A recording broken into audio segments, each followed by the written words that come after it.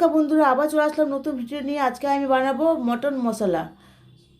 ঠিক আছে, মশলা একবার রেস্টুরেন্টের মতন। তো এবার যাই ভিডিওটা স্টার্ট করি। তো আমি কুকারের মধ্যে মাংসটা ঢেলে দিলাম।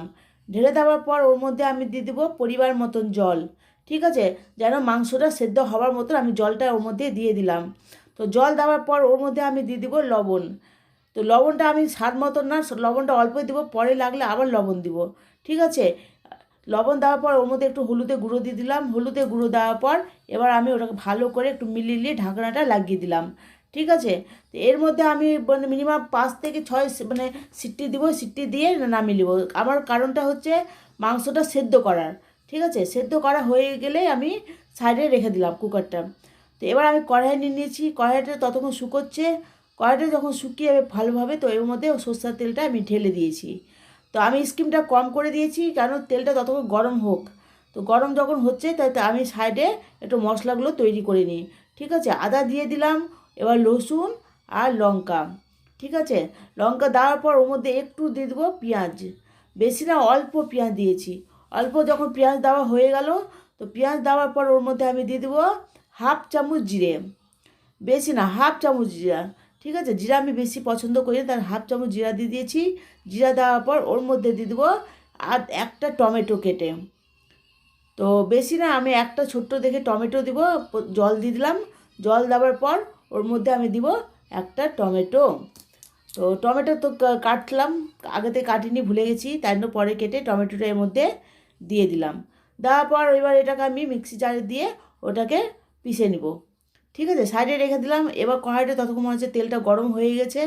তো তেলটা যখন গরম হয়ে গেছে ওর মধ্যে আমি দিয়ে দিলাম আলু। তো আলুটা কেটেছিলাম, আলুটা ওতে দিয়ে আলুটা ভেজে নিব। তো ততক্ষণ ভাজাটা হচ্ছে, আস্তে আস্তে সুন্দর করে লাল লাল করে ভেজে নিব। তো আলুটা যতক্ষণ ভাজা হচ্ছে, ভাজার পর তো এবার ওটা আস্তে আস্তে আমি সব আলু তুলে নিব।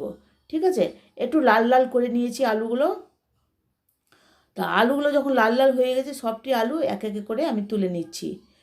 তো তুলে নেওয়া হয়ে গেছে। এবার ওই কড়াইতে তেলটা আমি বেশি দিয়ে দিয়েছি আগেই। তো লাল লাল হয়ে গেছে। ঠিক আছে, এবার সাইডে রেখে দিলাম। তো রেখে দেওয়ার পর এবার ওই কড়াইতেই আমি দিয়ে দিব একটু জিরা। ঠিক আছে, বেশি জিরা দেবো না, একটু জিরা দিলাম, যেহেতু মানে তড়কা লাগাবার জন্য একটু জিরা দিয়ে দিলাম। ওর মধ্যে 2টো তেজপাতা। তেজপাতা দেওয়ার পর ওর মধ্যে একটু ওটাকে একটু ভেজে নেব জিরাটা। ঠিক আছে, জিরাটা যখন ভাজা হয়ে যাবে ওর মধ্যে দিয়ে দিলাম চিনি। তো চিনিটা অবশ্যই দেবে বন্ধু, চিনিটা দিলে স্বাদটা খুব সুন্দর আসে আর কালারটা খুব সুন্দর হয়। ঠিক আছে, তো ওটা তখন গরম হয়ে গেছে, ওর মধ্যে পেঁয়াজটাও ঢেলে দিয়েছি। তো পেঁয়াজটা ঢেলে দেওয়ার পর ওটা আস্তে আস্তে আমি ভেজে নিব। তো আস্তে আস্তে ভাজা মানে আমি বেশি গোল্ডেন কালার করি না, একবার লাল যে টকটকা তা না, আমি একটু হালকাই ভাজি যখন মাংস করি, যেন পেঁয়াজ ভাবটা যেন থাকে। ঠিক আছে, যখন মশলাটা আমি পিসলাম ওটা ঢেলে দিয়েছি বন্ধুরা, তখন আমার একটু মানে ক্যামেরাটা বন্ধ ছিল বন্ধুরা, তার জন্য সরি, আমি মশলাটা ঢালাটা দেখাতে পারিনি। তো এর মধ্যে কাজু আর পোস্তটা দিয়ে দিলাম। তো মানে আর একটা মশলা বানাবো, তাই কাজু পোস্ত দেওয়ার পর এটাও একটু পিষে মানে পিষে দেবো, বাটতে দিয়ে দিয়েছি মিক্সি জারে। তো এটা যখন বাটা হচ্ছে তখন এই মশলাটা ভালো করে ভাজা হয়ে যাচ্ছে। একবার দেখছো বন্ধুরা, যখন পুরো নিজের তেল ছেড়ে দিয়েছে, লবণ দিয়ে দিয়েছি স্বাদ মতো লবণ। লবণ দেওয়ার পর হলুদের গুঁড়ো দিয়ে দিলাম।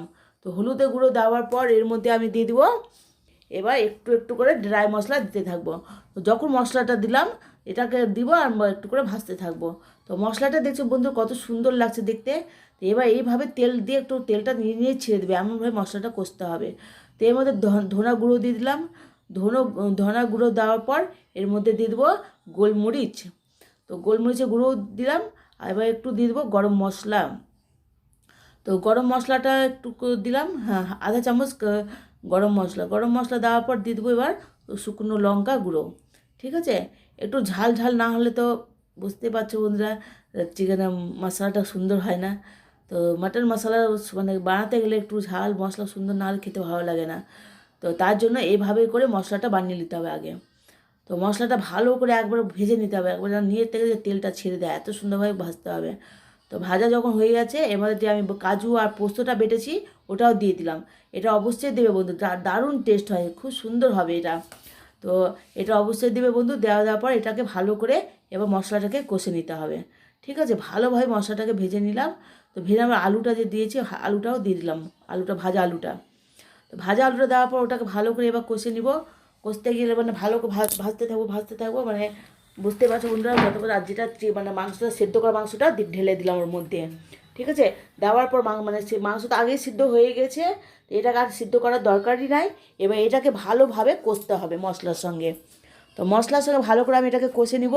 কষে নেওয়ার পর এটা সুন্দরভাবে একবার পুরো কালারটা দেখছো বন্ধু, একবার দারুণ লাগছে না?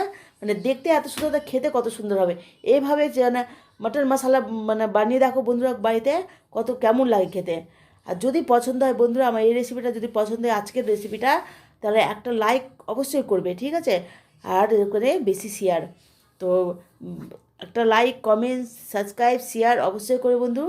আর কি বলবো বন্ধুরা, তো বেশি কিছু বলার নাই। এর মধ্যে একটু জল যদি মানে মনে হয় যে একটু জল দিব, দিলে ভালো হয় রস একটু হলে। আর যদি না হয় তো জল না দিলেও চলবে এর মধ্যে। তো এটা আমার মাংসটা তৈরি হয়ে গেছে, মানে মাটন মশলা। হ্যাঁ, মাটন মশলাটা হয়ে গেছে একবার রেস্টুরেন্টের মতন। একবার খেয়ে দেখো বাড়িতে কেমন হয়েছে। ঠিক আছে বন্ধুরা, তো তোমাদের ভালোবাসা, তোমাদের যদি আশীর্বাদ থাকে বন্ধু, তো একদিন একদিন আমার চ্যানেল মানে অবশ্যই এগুলো করবে। তো তোমার প্লিজ প্লিজ প্লিজ তোমার আমার পাশে থাকো। আর আমার ভিডিওটা প্লিজ পুরোই দেখো, ঠিক আছে? তো কী বলবো বন্ধু, আমার ভিডিও শেষ, বাই।